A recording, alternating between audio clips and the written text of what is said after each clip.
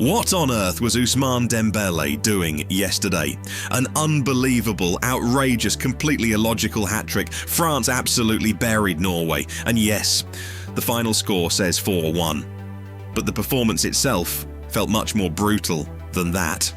This was a complete demolition. And the funny thing is that Norway helped make it happen. The Norwegians disappointed football fans around the world by fielding a heavily rotated lineup in their final World Cup group stage match against France. A fixture like Norway versus France should have been one of the highlights of the entire group stage, but the Vikings chose a different approach.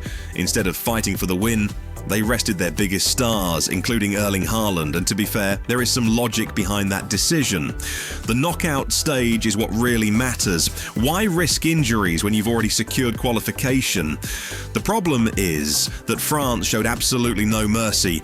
Just one day before the match, Didier Deschamps suffered a personal tragedy after the passing of his mother. The French manager was unable to attend the game. His assistant took charge on the touchline. Meanwhile, supporters unveiled a banner that read, "Avec toi, Didier," "We are with you, Didier," and the players responded in the best possible way. This was easily France's best performance of the tournament. From the opening whistle, Les Bleus attacked relentlessly, and not in the slow, cautious way we've often seen before. This time they were fearless, aggressive, direct. Even Kylian Mbappé was pressing defenders and chasing every ball. Desire Doué nearly scored after Mbappé forced a defensive mistake, and Kylian himself finished the night with 2 assists, especially the first one.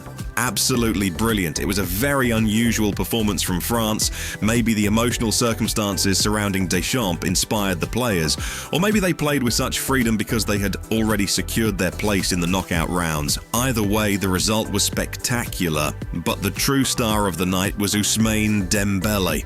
The French winger scored a hat-trick in just 32 minutes, and in doing so, he silenced every critic, every person who called him overrated, every person who questioned his consistency. This performance felt like his answer. A simple message: keep talking, I'll keep playing. What makes the hat-trick even crazier is the quality of the chances. Dembélé didn't need tap-ins, he didn't need penalties. He created magic from situations that normally don't end in goals. According to the numbers, the combined expected goals value of all 3 of his shots barely added up to 1 goal. Think about that. Most players score 1. Dembélé scored 3. So here's the question.